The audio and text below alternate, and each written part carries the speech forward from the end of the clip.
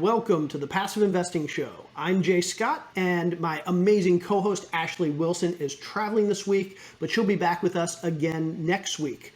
This episode of the Passive Investing Show was recorded a few months back in Miami, Florida at the GoBundance conference. Now, if you're a serious investor, if you're looking for an amazing organization to network and scale your investing business, you really need to check out GoBundance. On this episode, I talk with Jordan Moorhead. He's a real estate investor, and he's the head of the Moorhead Team, a part of Keller Williams Realty. Jordan talks all about his active businesses in real estate investing and real estate sales. But then he focuses on how he's taking the capital that he's generating from his active businesses, his active investments, and using that capital to build his passive investment portfolio. My favorite part of this discussion is when we dove into the idea that there are so many different metrics and so many different types of returns we should be looking for when we're deploying capital. It's not just about equity growth. It's not just about cash flow. There are lots of ways to make money with your investments, but what's right for you may not be right for other people, and vice versa. So without any further ado, let's welcome Jordan Moorhead to the show. Jordan, welcome to the Passive Investing Show. Awesome. Thanks for having me on, Jay. Been following you for a long time. I really appreciate that. Okay, so we want to get to your passive investments and what you do as a passive investor, but let's start with how you got to the point that you made your money to become a more passive investor. Tell us a little bit about you and what you've done and what you're currently doing on the active side. Okay. Yeah. So how I got started to the point of where I could be a passive investor, the first thing I did was start a business.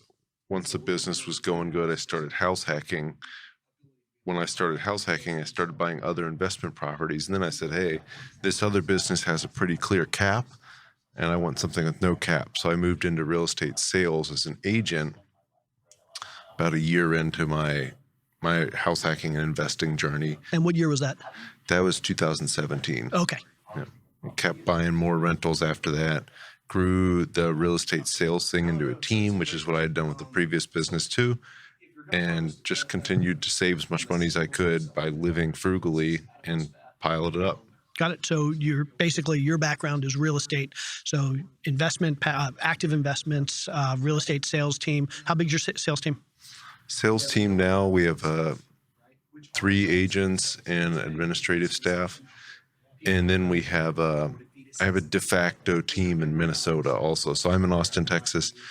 I still act as a listing agent on a lot of stuff in Minnesota, and I have guys that used to be on my team there that are solo now, and they work with me on everything I list there too. So it does work as a team still without having to manage anybody. Awesome. And so what types of active investments do you have? Single family, larger stuff? Yeah, so I was doing small multifamily until the end of 2020, and I started buying single family with a partner. We've bought 32 in about 16 months. Wow. 32 burrs. Goals to end the year at about 50, and that is real low input from me too. I've got a great partner. We've got a great system. We borrow 100% private money. We buy these things, we rehab them, we get the money back. Sometimes we leave a little bit of money in, which means we put a few grand in, but they're going great. These all in Austin? They're all in Louisville and San Antonio. Oh, okay. Yep. So we could have an entire separate episode Sure. on how you're managing your properties a few states away. Yeah. But I want to focus more on the passive on this side. So you've built these active businesses, your investing business, your real estate sales business, and so you've at some point started to transition from just generating active income to figuring out how to deploy that income into passive investments. Can you talk a little bit about when you started doing that, what your goal is with your passive investments? Do you have a well laid out plan, or is it just you're just taking cash and throwing it at whatever comes along? I think just really the plan is throw as much into it as I can.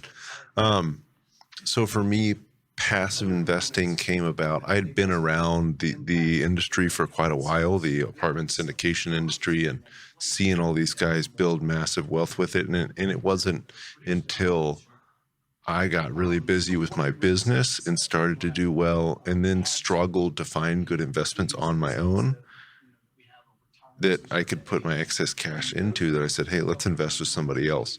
So I knew a lot of people at the time. I knew where I could go invest passively because I'd been hanging around for quite a while. And it just came about of, hey, I need to find some good investments. and somebody else can do that better than I can and also run my businesses. It's a good point. Let's talk about your very first passive investment. What year was that? That was 2020. 2020. Yeah, and so that was a syndication, real estate an syndication? apartment syndication, yeah, with an operator that I'd seen work for a few years. Joe Fairless, actually, Ashcroft Capital. Yep. You needed to be accredited to invest in their fund, but it was a relatively low minimum. And I said, this is almost a no-brainer. This is like 3 commission checks on bad deals. So That's great. So presumably you had to go through some due diligence to decide this is the right investment for my first investment. Walk me through a little bit of how you completed that due diligence, how you determined that this was going to be the first passive investment you were going to make and be comfortable with it. a lot of it is the person for me. Most of it is the person. So seeing that they have integrity, I knew that Joe had never lost money for people and he'd always made everything right. I ended up in a very bad situation in 2018 where I was in a bad motorcycle wreck, and Joe was one of the people that donated to the GoFundMe. I unbeknownst to me, I didn't know there was a GoFundMe, and I saw names on there, and I think Todd Dexheimer had thrown it out there, and Joe Fairless donated. I said, this guy's probably a good guy. But I'd seen them go through a bunch of other deals. So that was the beginning of the due diligence. And then just looking at the business plan was the next biggest thing for me.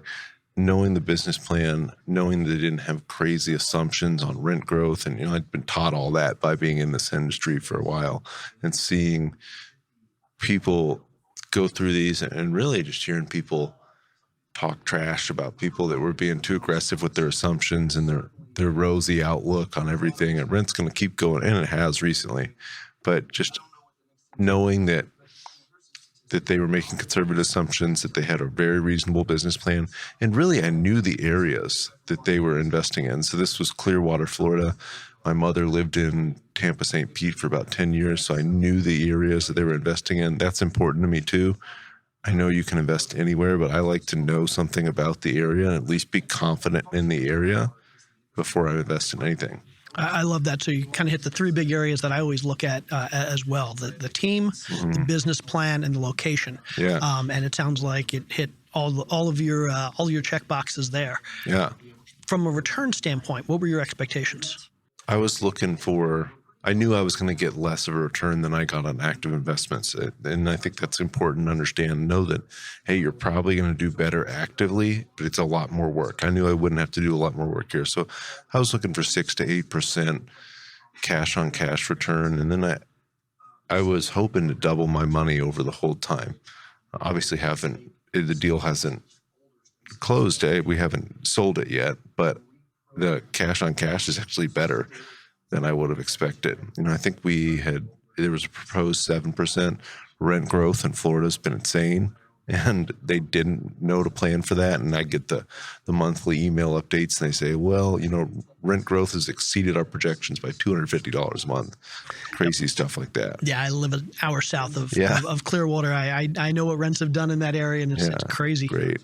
Yeah. So, I didn't expect outrageous returns. I expected to get reasonable returns, and I expected to not have to do any work for it. And that was important for me, is say, hey, I have this money, I can invest it. I don't have the time to go out and find the deals. I'm not finding any good deals, so I'm not doing anything with this. I don't want to put it in the stock market and get that 8% return, but then you don't get any tax benefits. You don't get any real equity growth beyond your 8% return. So I'm going to get that paid out every month or every quarter with this passive investment.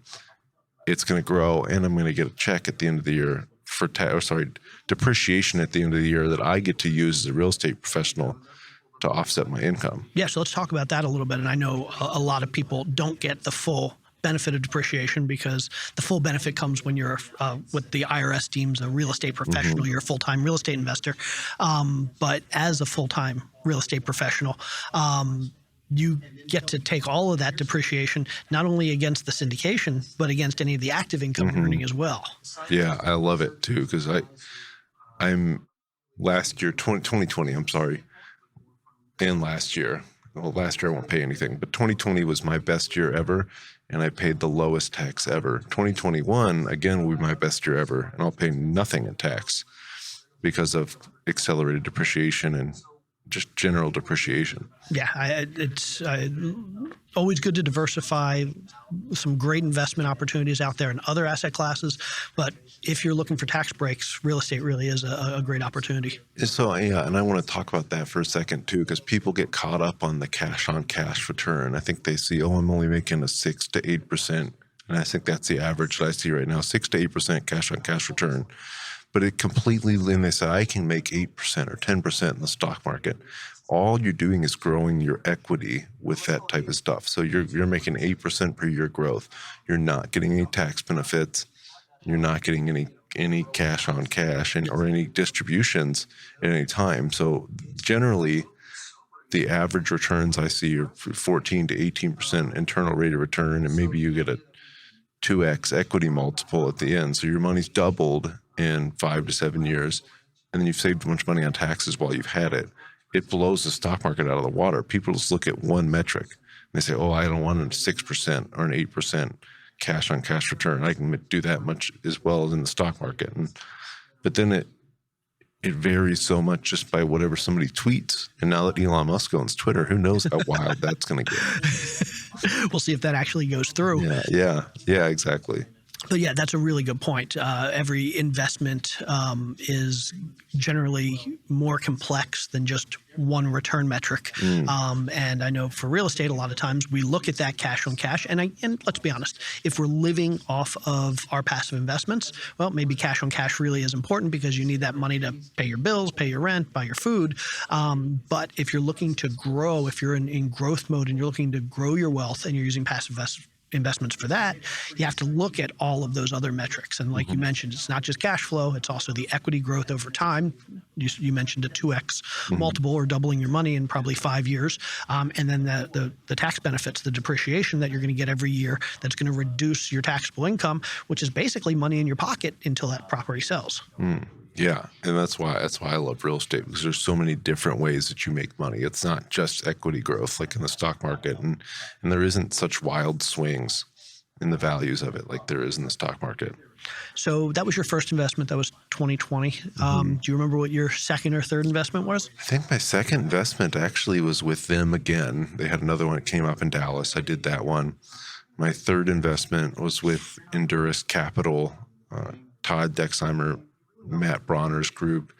That was in Memphis, Tennessee. My fourth was in Austin, Texas. Again, I know and I meet all these people before I invest with them. So I haven't ever invested with somebody that I haven't at least heard speak in person at a conference.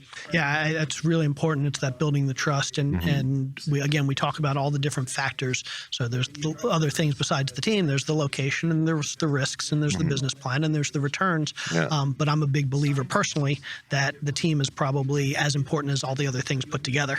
And if you've got a good team, they found a good location. So a great team is not investing in a declining area. Exactly.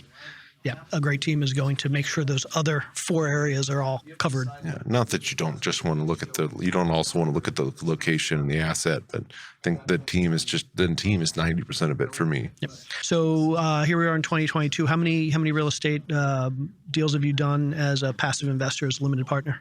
So 5 as a passive investor now, 1 as a co-GP, and then I have another passive investment in a real estate related startup. Oh, okay. Well, I'd love to hear a little bit about that. Is that a business startup? Yep. So Will Brown, a GoBundance member, I met him at, I want to say it was Breckenridge, Colorado. Just the smartest guy you'll ever meet. Incredibly passionate about what he's doing. And he's got a really good product that he's putting together. I tested the product before I invested, so I wanted to make sure he wasn't just blowing smoke, and I tested the product. I still use the product on our wholesaling website, although we don't drive a ton of traffic to it. The traffic that comes in, we get leads off of it. So it's essentially an AI bot, an AI chat bot. So a smart chat bot where you have all these tree chat bots. And he explained this he's the one that taught me about all this. Most chat bots, if you say this, they say this. This chat bot learns and responds, and the more conversations it has, the more it learns. So for somebody like a wholesaler or a real estate agent, it's extremely powerful to have somebody jump on your website and have start the chat about the home they have for sale. Got it. And so so this is an angel investment into a business. I assume it's your first angel investment that you did? That was my first angel investment. Yeah. Okay. Let's talk a little bit about how that was different from your real estate investments. So did you have to do a different type of due diligence? What was your thought process before getting into that? I felt like that was more risky.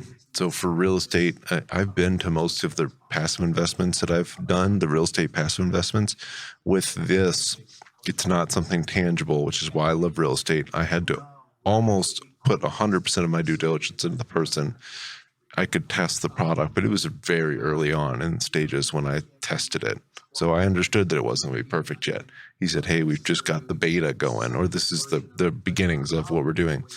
But the reason I love real estate is because it's tangible and it's really hard to mess up, especially multifamily real estate. Like at some point in time, somebody needs a place to live. As long as they take care of the property and as long as they have good management, it generally works out. But with an angel investment in a private company like this, especially a startup that doesn't have any revenue at this point in time, it was really just gambling for me. And I was gambling on Will because he's a really smart guy. I have a lot of faith in him. I know he's an extremely hard worker. So very smart person, extremely hard worker, great technology, and a lot of possibilities with the technology. That's what I gambled on there. But again, for me, passive investments in startups or private companies, especially startups, just seem to be gambles. And I said, hey, I'll gamble this money on Will.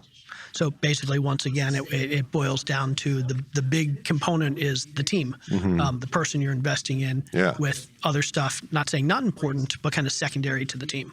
Yeah. A bad team in that, especially with the company there. And I've seen a bad team run an apartment building into the ground. So a deal that I just invested in Louisville, Kentucky, is a great asset, great location, great potential, terrible management company, terrible operator. It just ran into the ground, and you wonder, how does this happen? But it happens all the time. So it's absolutely so important to bet on the person or have the right person. That's great. So what's your plan from here? So now that you've done a bunch of LP investments in both real estate and technology, are you just going to keep taking your active income and put it passive, or are you building a bigger plan for building your passive portfolio?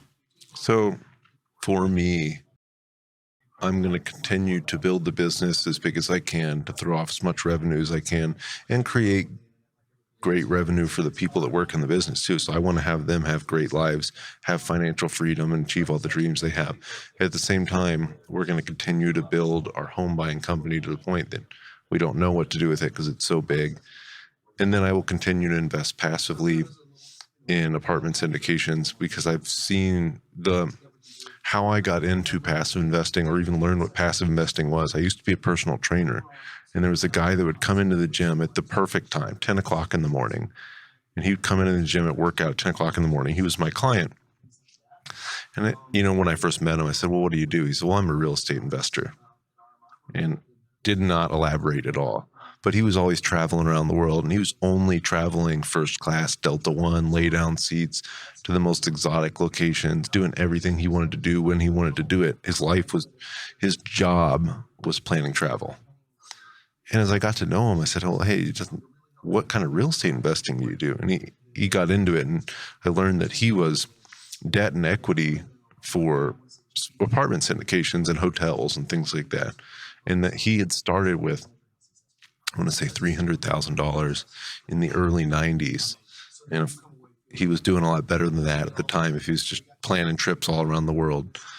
And his biggest worry was how much tax he was going to pay in the end of the year, because obviously he got depreciation too, but he did so well.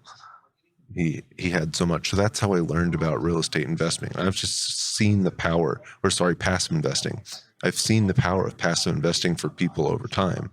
And I know I can do all sorts of different things and then do this passive investing thing on the side and make tremendous wealth while I'm building a business, while I'm building another business that's buying homes. And maybe we pivot and start to buy a different asset class at some point in time. But there's no reason to not also invest passively and let that money grow without me doing anything except finding the right person. And I take it, looking at you, you're pretty young. How old are you? I'm 33. You're 33. Mm-hmm. And so you've got a lot of time ahead of you. Time on my side. And so I imagine one of the hardest parts about being able to get to the point where you can make these passive investments was getting accredited. Yep. Yeah, and absolutely. I assume not all real estate syndications and maybe not all tech investments require you to be accredited, but a lot of them do. Was that a goal of yours? Did you like purposely work towards getting accredited specifically so that you could make these types of investments? Yes and no. When I started investing in real estate, of course that was the goal, but it wasn't just because I wanted to be able to invest in this type of stuff. And I think what you think you're going to do in real estate changes over time. So I started buying duplexes, then I started buying small apartments, and I kept living for next to nothing and kept buying duplexes and kept buying small apartments and started buying lots of single family houses. At some point in time, I realized that I couldn't do everything. And yeah, I wanted to become accredited just because I wanted to become accredited. But I realized I couldn't do everything. And I realized that when you're accredited, only after I became accredited did I realize when you're accredited, you have so many more options of investments. And a lot of times the buy-ins are smaller on the accredited investments just because of the legal structure with it. So you can throw your money in a lot of different places, and it's a little more exciting when you're accredited. But yeah, so long answer, not really. But now that I am accredited, I realize there's so many more options for accredited investors. And it just makes accredited investing a lot easier. But, to build up to be accredited, a lot of times you have to be an active investor. Yep. Best piece of advice for our listeners out there that want to get to where you are, where they want to either start growing their active income, or they want to start making those passive investments. What do you have to say to them? So one of my favorite books and one of the most impactful books I've had is Profit First. Just having a great system of what to do with the money that comes in when it comes in. So the first year as a realtor, I made a ton of money. And I turned around at the end of the year and said, where did it all go? So when I set up a great system of how to manage the money, especially when you start making really good money, it's easy for your lifestyle to increase. And mine didn't visually, so I didn't realize that I was spending so much more money until it wasn't there. But what's worked well for me over time is obviously keeping my expenses low through not buying new cars all the time and house hacking and strategies like that, but having a great system of what to do with the money when it comes in and just automatically taking whatever percentage it is and dumping it in an investment account. So I take 50% of whatever comes in to the business and I put it in an investment account. I run the business off the other 50%, meaning pay myself, pay the employees, pay all the expenses off 50% of what the business makes. The other 50% I don't ever touch except for investing. That piles up pretty quickly that way. I love that. And I'm a big fan of Profit First. Mike Michalowicz is the author. I've had the opportunity to interview him several times, and every time I do, he's just a wealth of knowledge. So tell me a little bit about what you're doing next. And I know you have some a new real estate venture coming up. Tell me a little bit about that. So I'm doing some co-GP deals with a group I've worked with, Endurus Capital. I know those guys really well. I trust them a whole lot. I've seen them do quite a few deals. I've seen them go full cycle on quite a few deals. I've been to every deal that I've invested with them. I've been to the deal. I've walked the deal. I've looked at a lot of units. I've seen how they handle construction. I've seen how they handle working with managers. So I feel really confident in their capabilities, and I'm doing some co-GP work with them. So I'm helping raise capital for those deals. And that's not my full-time thing, but I realized over the years as a real estate agent that works mostly with investors, I talk to a lot of people that probably shouldn't be buying a single family house. They say, oh, I'm a doctor in the Bay Area and I make 500 grand a year and I want to buy real estate investments. And in good conscience, I can't always tell them that, hey, this is a great idea for you. Buy this single family house and manage it, and it's going to be great. And you're probably not going to make any money while you buy this single family house, and you're probably going to have to do a lot of work when you buy this single family house. But I just got tired of being able, just telling people, hey, go find a syndicator to do it with. So I only work with people that I really trust, and I would invest with myself and do invest with myself. So I can, in good conscience, say, hey, you know, this group's putting this deal together. I'm helping them raise capital for it. If you'd be interested, this is something I can help with. And I've gotten a great response with that too, because I have a lot of options for people. So, hey, if you want to buy a house, great. You want to buy a duplex, great. If you've got a lot of capital you need to invest passively, here you go. Awesome. For our listeners that want to learn more about you, connect with you, maybe find out about your upcoming opportunity, your co-GP opportunity as an investor, where can they get more information? I think the best place to reach out to me is on Instagram at Jordan_Moorhead, and Moorhead is Moorhead. And then if anybody needs anything, you know, you can always just shoot me a text. My cell phone is text or call. Cell phone is 512-888-9122. Look at that, giving out your cell go phone ahead, podcast. reach out. That's huge. Love that. Jordan, thank you so much for being here. Really appreciate you sharing your knowledge and your story. Awesome. Thanks, Jay. Thanks for having me. Absolutely.